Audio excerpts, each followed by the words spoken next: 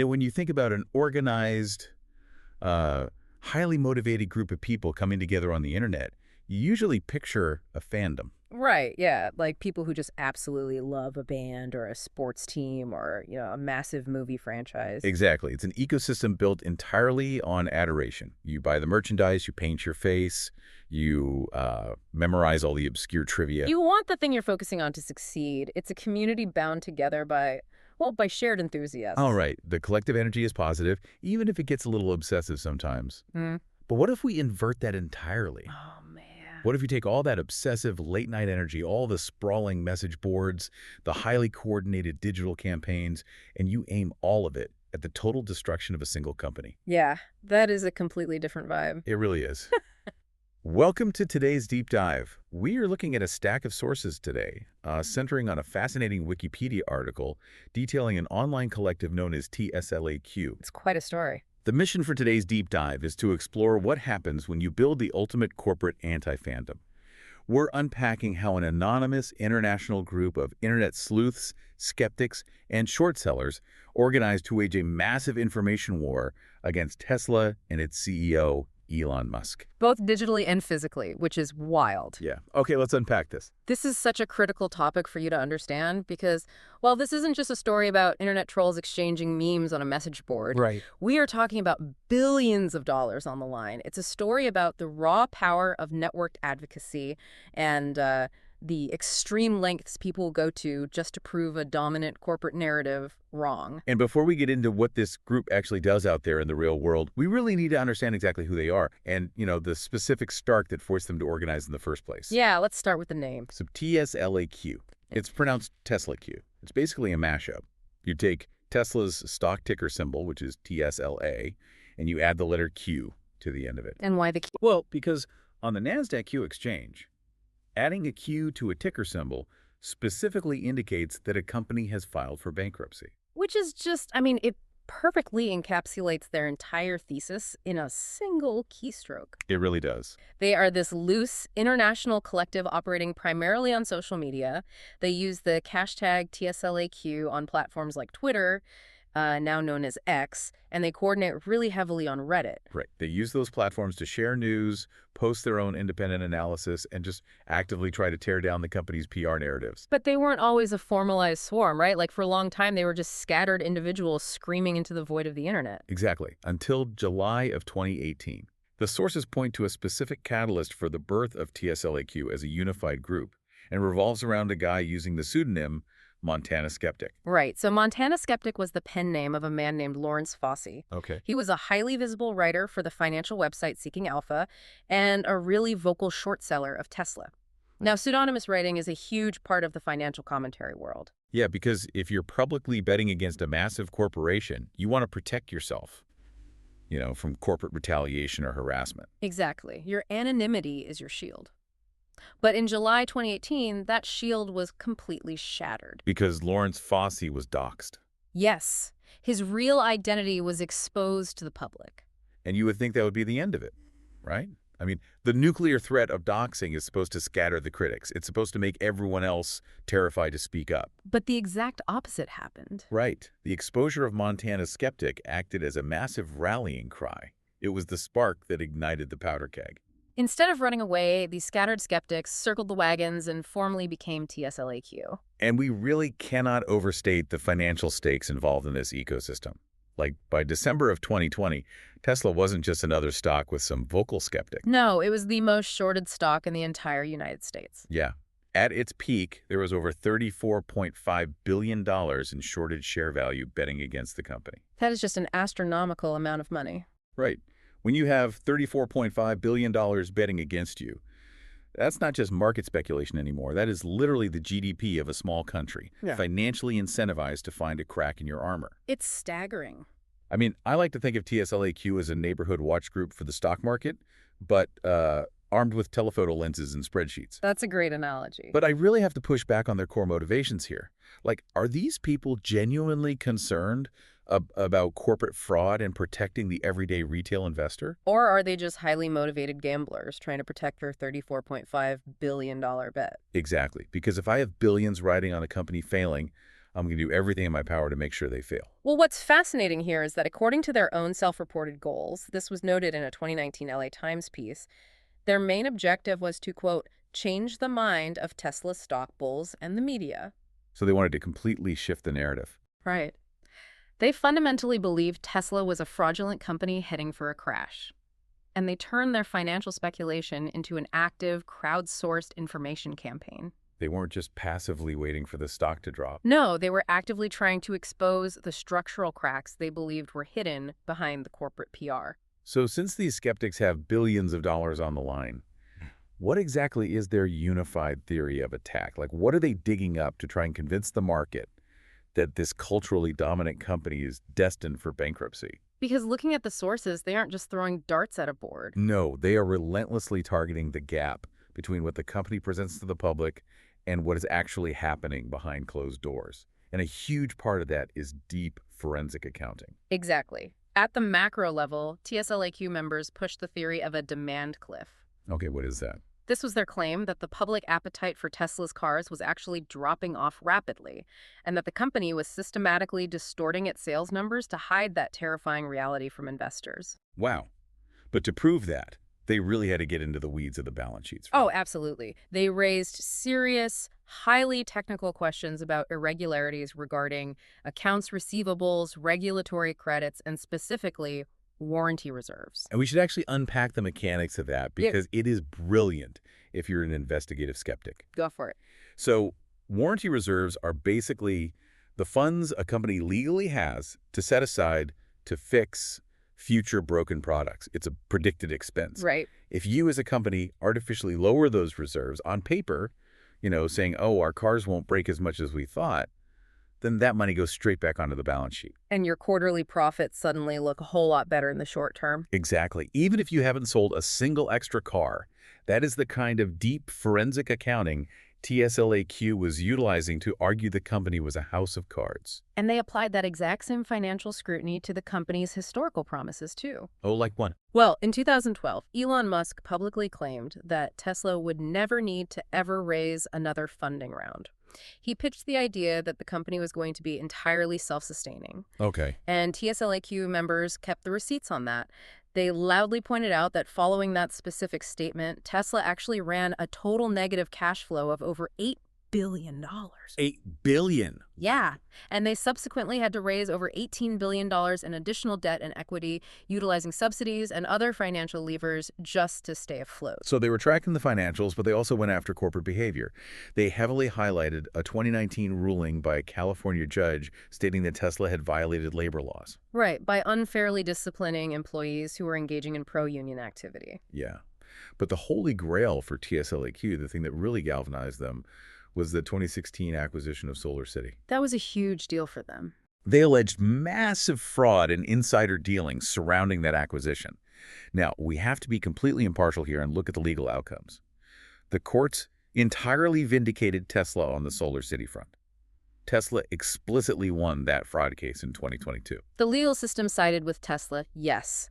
But within that overarching Solar City saga, there was a specific, undeniable victory for TSLAQ that proved their presentation versus reality thesis. Oh, the fake roof tiles. This is incredible. Tell the story. It's wild. So in October 2016, Elon Musk stood on stage and revealed a sleek new solar roof shingle. It looked amazing. It was like a perfect product reveal. Right.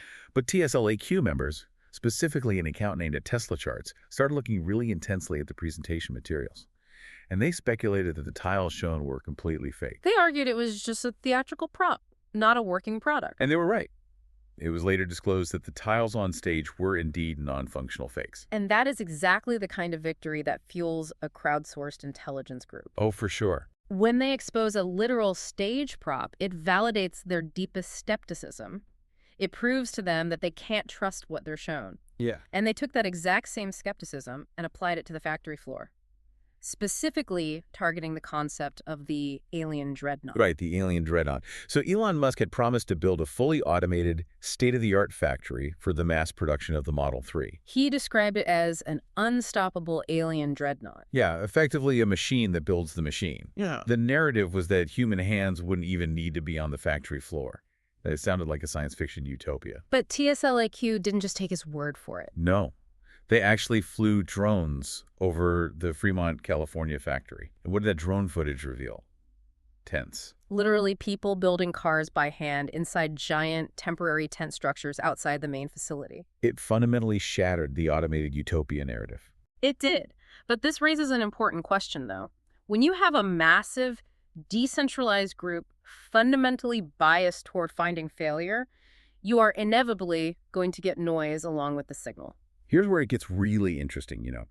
If you are a group actively flying drones, trolling through SEC filings, and proving the CEO wrong about his factory, do you eventually start seeing ghosts everywhere? Yeah, exactly. How do you, as an observer, separate the highly valid critiques, like exposing the fake solar shingles or the hand-built cars, from the outlandish conspiracy theories that the sources explicitly state were also floating around the TSLAQ community? It is the inherent danger of crowdsourced intelligence. As Business Insider noted, the community exchanged brilliant, rigorous research, but they also signal-boosted baseless conspiracies. Because they want to find the flaws so badly. Right. The inherent bias of a short seller means they view every single corporate misstep, every delayed product, not as a normal business mistake, but as definitive evidence of a grand, fatal deception. So for anyone watching this ecosystem play out, it requires rigorous, objective synthesis. You have to constantly fact-check both the polished corporate PR machine and the dedicated, highly biased anti-fandom. Because eventually, all that digital sleuthing, all the drone flights, and the forensic accounting couldn't stay contained to spreadsheets and Reddit threads. No, when billions of dollars are on the line, the digital wall breaks down. The conflict inevitably spilled over into the real world, culminating in some incredibly high-stakes legal battles. And the poster child for this escalation is a TSLAQ member named Randeep Hothi. Yes. Operating under the online handle Skabushka, Randeep Hothi became central to the physical manifestation of this conflict. What happened? In April of 2019, Tesla filed a lawsuit and requested a restraining order against him. And the allegations they laid out were severe, detailing 2 specific incidents of alleged physical endangerment. Right. The first incident was in February 2019. Tesla claimed Houthi was found sitting in his car in the parking lot of the Fremont factory. Just waiting there. Yeah. And when security ordered him to leave, the company alleged he sped out of the lot at high speed and nearly struck a Tesla employee. And then 2 months later, in April 2019, Tesla alleged a second incident. This is the highway one. Exactly. Houthi spotted a Tesla vehicle out on the public highway. This car was fitted with numerous camera systems, and there were personnel inside. Houthi believed it was a test car demonstrating and filming Tesla's autopilot capabilities. Right. So he proceeded to film the vehicle himself while driving alongside it, and Tesla's lawsuit alleged that he drove erratically and dangerously while doing so. So you have a situation where a massive corporation is leveraging the legal system against an individual citizen researcher, alleging physical endangerment. Yeah. But I have to push back hard on Houthi's actions here, because trawling through warranty reserves on a spreadsheet is one thing. Digging up court filings is legal research, but chasing down a test vehicle on a public highway, prowling around employee parking lots. It gets sketchy. At what point does the TSLAQ community justify crossing that line from financial analyst to physical stalker? It feels like the obsession completely overrode basic safety. Well, that is the danger of this decentralized framework. There's no HR department, there's no code of conduct. But what is truly remarkable is how the TSLAQ community responded to the lawsuit. Right? They didn't disavow him at all. No, they fully backed him. They doubled down. Lawrence Fossey, the guy whose doxing started the whole unified group, he spearheads a GoFundMe campaign for Houthi's legal defense. And they raised over $100,000. And we really need to understand the mechanism of what that means. Yeah. Usually, a massive corporation uses a lawsuit to financially bleed a lone critic into submission. Right. That's the entire mechanism of corporate deterrence. You bury them in legal fees until they shut up. But Fossey's GoFundMe completely neutralized Tesla's financial advantage. They essentially crowdsourced a legal shield that allowed Houthi to fight back on equal footing during the discovery phase of the trial. And that equal footing completely changed the calculus of the lawsuit. How so? Because during that discovery phase, regarding the April highway incident, it was revealed that Tesla had internal cameras recording inside the test car. Ah, okay. But Tesla outright refused to produce that internal footage for the court. They argued that releasing the video risked the safety and privacy of the employees involved. Interesting. Ultimately, rather than produce the evidence, Tesla chose to drop the lawsuit and the request for the temporary restraining order against Houthi entirely. Wow.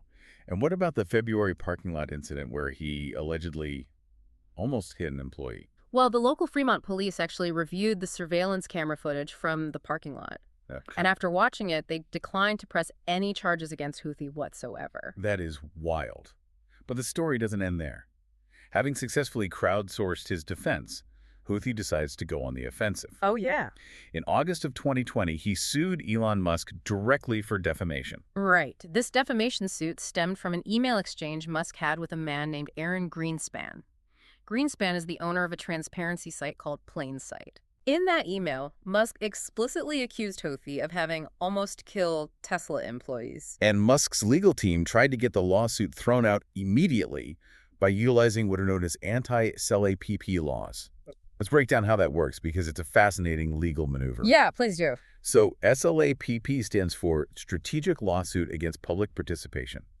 Anti-SLAPP laws were originally designed to protect regular people and journalists from being bullied by powerful entities with frivolous lawsuits aimed at chilling free speech. But Musk tried to invert this. Exactly. He used the anti-SLAPP law to argue that Houthi's defamation suit was actually an attack on Musk's own right to free speech. But the courts didn't buy it. In January 2021, a judge completely rejected Musk's anti-SLAPP motion. And then Musk appealed, right? He did. And in January 2022, the appeal was denied again. The courts basically stated that Houthi's defamation claim had enough merit that it needed to go to a full trial. Wow. Ultimately, they never made it to a courtroom. In April of 2023, the parties settled the defamation suit, with Houthi receiving $10,000. So what does this all mean for you, the listener? We've gone from anonymous people looking at balance sheets on Twitter to exposing stage props to a guy allegedly driving erratically on a highway, leading to massive defamation lawsuits and $100,000 crowdsourced defense funds. If we connect this to the bigger picture, this entire saga perfectly illustrates the chaotic modern reality of corporate accountability. Yeah. The internet has completely democratized investigation. It allows a decentralized group of anonymous individuals to effectively challenge the narrative of a multi-billion-dollar corporation, which historically was almost impossible. Right, but that democratization is inherently messy. Very messy. It lacks any kind of oversight. It creates real-world consequences where the line between an earnest financial researcher and a dangerous provocateur completely blurs. It really forces us to ask how society should mediate these massive asymmetries of information and power. It is an absolute wild ride. To quickly recap our journey today, we watched an anonymous collective form out of the ashes of a doxed financial blogger. We saw them meticulously decode warranty reserves to challenge the company's financial narrative. We watched them uncover hand-built cars hiding in tents instead of automated alien dreadnoughts. We tracked them as they correctly called out fake solar panels on a presentation stage. And we watched the whole thing physically escalate into high-speed highway confrontations, crowdsourced legal shields, and defamation settlements. It is the absolute peak of the modern information age, a place where absolute truth, billions of dollars, and obsessive internet culture violently collide. It is. And I want to leave you with a final thought to mull over. Okay. If a decentralized, anonymous group of internet users can effectively run a global surveillance, financial, and research operation on a multi-billion-dollar company grounding drones, tracking legal filings, and crowdsourcing legal defense funds to neutralize corporate power, what happens when this exact same crowdsourced scrutiny is pointed at our political institutions? Oh, wow. Or our local governments, or even private individuals? The tools for uncovering the truth are more powerful and accessible than ever before, but are we truly prepared as a society for who is wielding them? That is an incredible question. Because, as we talked about at the very beginning, a fandom is powerful when it's built on love. But an anti-fandom, built on proving a dominant narrative wrong, might just be the most relentless, unstoppable force on the internet. Thank you so much for taking this deep dive with us. Keep questioning the narrative, and we will catch you next time.